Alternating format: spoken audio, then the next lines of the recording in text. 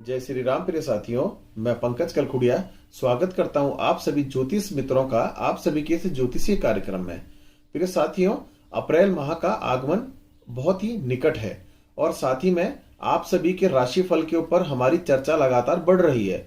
आज इसी क्रम में हम बात करेंगे सिंह राशि के जातकों के बारे में कि उनके लिए अप्रैल माह किस प्रकार से आगे अच्छा या बुरा या मध्यम किस प्रकार का रह सकता है।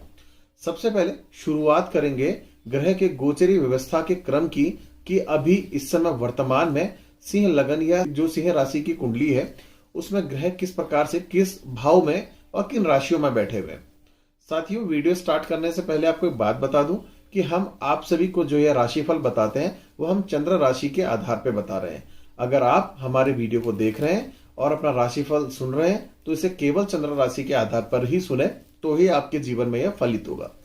फिर साथियों, शुरुआत करते हैं सबसे पहले ग्रह गोचरी व्यवस्था के बारे में कि इस समय पर सबसे पहले जो लगन के स्वामी यानी कि लग्नेश जो है सूर्यदेव अष्टम भाव में बैठे हैं गुरुदेव के साथ पे, यानी कि जो गुरुदेव और सूर्यदेव का कॉम्बिनेशन है वह अभी मीन राशि में विराजमान है। साथ ही में अगर थर्ड हाउस की बात करूं तो मैं केतुदेव तुला राशि में विराजमान है और साथ ही में इसके अलावा सप्तम भाव में शनिदेव अपनी स्वराशि कुंभ राशि में विराजमान है। भाग्य का जो भाव है उसमें राहु देव, बुध देव और शुक्र देव विराजमान है। एकादश भाव में मंगल देव विराजमान है। साथ ही में चंद्रदेव अपनी स्वराशि में 12वें हाउस में विराजमान है।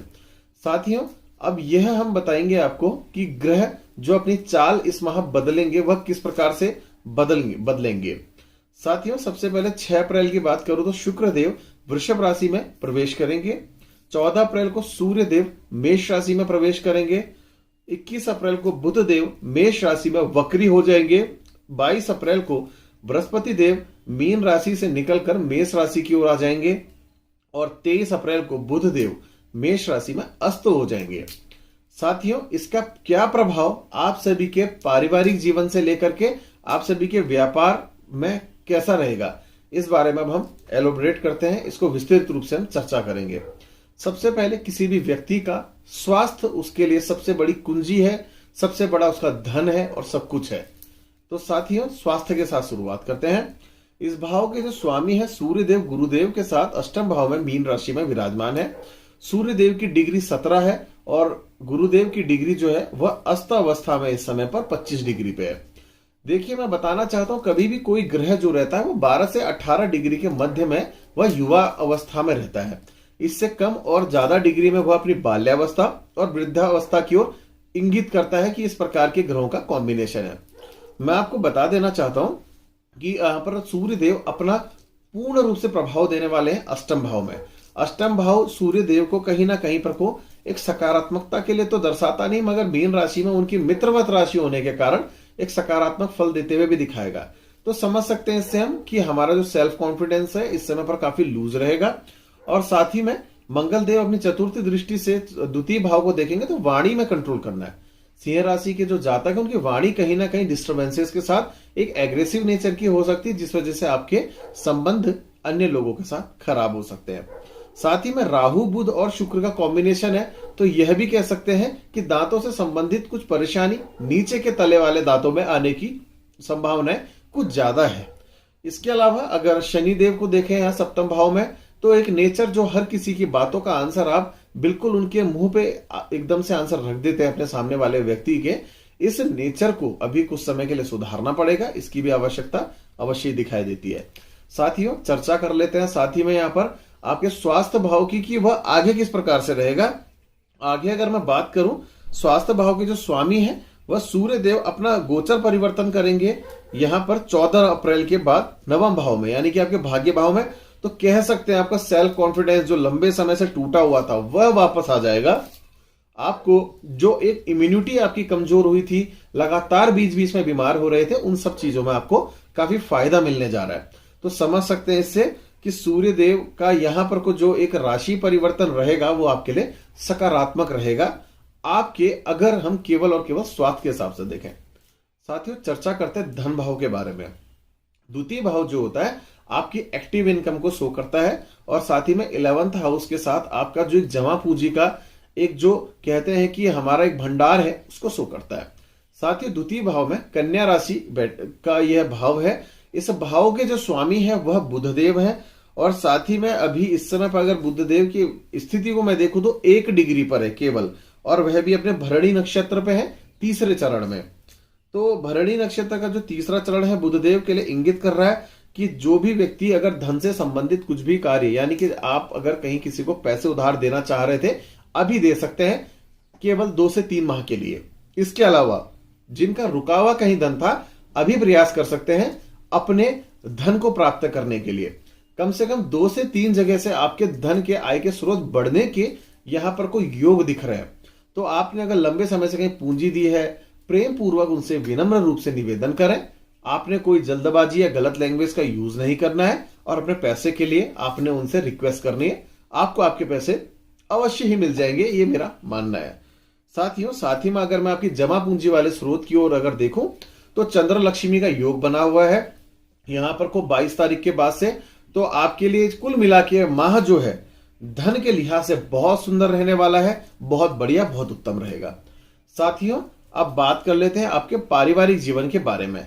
इस भाव के जो स्वामी है मंगल देव हैं, और इस समय एकादश भाव में विराजमान है।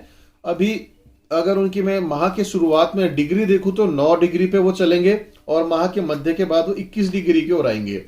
इट मीन्स अभी वह जो है पुनर्वसु नक्षत्र के प्रथम चरण में है। आप इसको अब ऐसे समझ के चलिए कि आपके परिवार के लोग अगर बहुत लंबे समय से लो एनर्जी महसूस कर रहे थे, तो मंगल देव क्या करते हैं, ऊर्जा बढ़ाने का काम करते हैं। साथ ही में आपके खून को संचारित करने का काम करते हैं।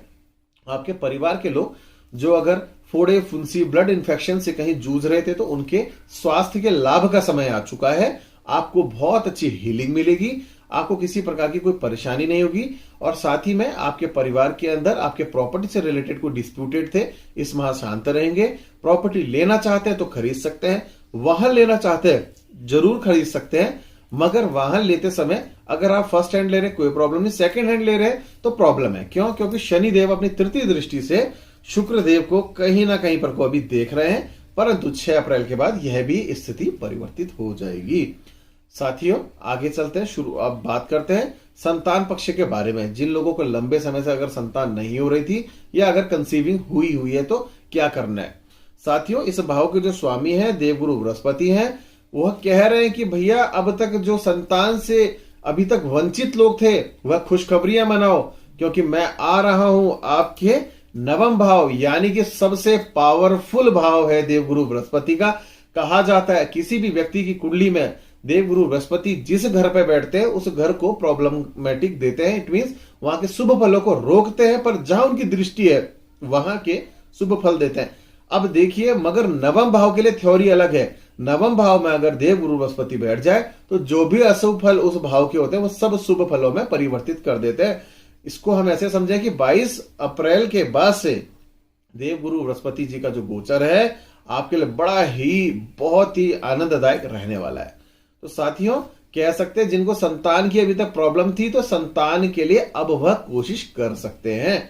बाकी इसके अलावा आपकी कुंडली में अगर कोई दुर्योग है, कोई दशाओं की दिक्कत है, या वास्तु से संबंधित कोई दिक्कत है, तो वह एक अलग फैक्टर है, उसको आपने देखना पड़ेगा। पर ग्रहों की जो परेशानी थी वह यहां सॉर्ट आउट होने जा रही है। किसी मेडिकल में जाने की अभी कोई आवश्यकता नहीं है अपने इलाज को कराने के लिए कि आप गर्भवती क्यों नहीं है या क्यों परेशानी है।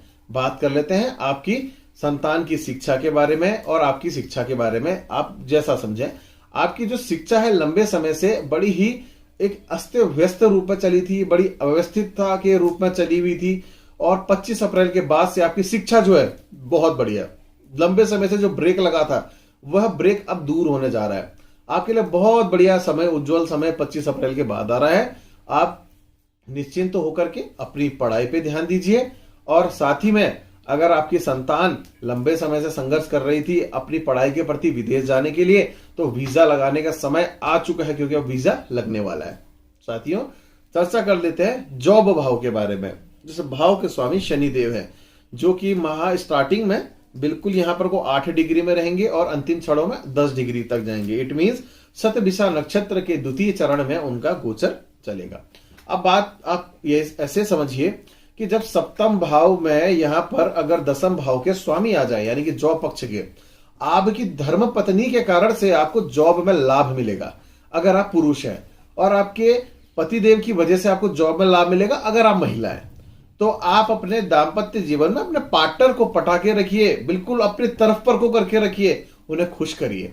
साथ ही में शनि से संबंधित चीजों का दान अवश्य करिए शनिवार को, क्योंकि शतभिषा नक्षत्र के शनि है, कहीं ना कहीं प्रॉब्लम भी देते हैं। तो मेरा ये मानना है कि शनिदेव आपकी जॉब को अच्छे रूप में आगे बढ़ाने में मदद करेंगे। दाम्पत्य जीवन की अगर मैं बात करूं, लंबे समय से एक नीरसता चली हुई थी जो कि कहीं ना कहीं प्रॉब्लम तो दे रही है, इसमें कोई दो राय नहीं है। पर इस नीरसता को खत्म करने के लिए आपने रोजाना क्या करना चाहिए, उपाय देने जा रहा हूं। आपने रोजाना भगवान शिव की पूजा करनी चाहिए, क्योंकि ये आप बात समझिए, जब भी शनिदेव कहीं ना कहीं आपको प्रताड़ित करें, क्योंकि दाम्पत्य जीवन में प्रताड़ित करने जा रहे हैं, तो आप ये समझ के चलिए भगवान शिव को क्यों खुश करना है। क्योंकि लोग कहते हैं हनुमान जी को भी खुश करना है, पर हनुमान जी किसके अंश हैं, हमारे महादेव के अंश हैं। तो महादेव के अंश होने के कारण आप अगर डायरेक्ट वही सीधे अगर आप सुप्रीमो को पकड़ लेंगे तो नीचे के ब्रांचेस को पकड़ने की जरूरत नहीं है। साथ ही में आप हनुमान जी की भी पूजा करिए, वो तो खैर हर तरीके की नैया से पार लगाने वाले स्वामी हैं, कलयुग में भी माना जाता है कि वो कहीं ना कहीं पर को उपस्थित है। साथियों, दाम्पत्य जीवन आपका इस प्रकार से सुधर जाएगा। चर्चा कर लेते हैं आपके व्यापार भाव के बारे में। तो इस भाव के जो स्वामी है शुक्रदेव, इस समय पर वह यहां पर को आपके चार्ट के अंदर अगर मैं इनकी पोजीशन देखूं तो इस समय 10वें भाव में गोचर करने जा रहे हैं 6 अप्रैल के बाद, और 6 अप्रैल तक उनका जो गोचर रहेगा वह कहीं ना कहीं पर को अभी 9वें भाव में बना रहेगा। तो साथ ही मैं कहना चाहता हूं कि व्यापार की स्थिति अब सुधरने जा रही, क्योंकि मालव्य योग बनेगा। शुक्रदेव अपनी राशि में आएंगे तो मालव्य योग बनाएंगे। जिनको लंबे समय से बिजनेस के अंदर कोई प्रॉब्लम हो रही थी उसे दूर कराएंगे। ठीक है, अब मैं आपको बताना चाहता हूं बहुत अच्छा सा उपाय जो इस माह को आपको कहीं ना कहीं पॉजिटिव ग्रोथ जरूर दिलाएगा। रोजाना रुद्राक्ष की एक माला को लीजिए और भगवान शिव शंकर के बीज मंत्रों का 108 बार पाठ करिए। आप देखिए आपके जीवन में किस प्रकार से ड्रास्टिक चेंजेस आते हैं, आपको बहुत अच्छे सकारात्मक परिणाम मिलते हुए नजर आएंगे। साथियों, आज की वीडियो में बस इतना ही। बहुत जल्द अन्य वीडियोस में मुलाकात होगी सिंह राशि के जातकों के साथ। फिलहाल आज के लिए बस इतना ही। धन्यवाद एवं जय श्री राम।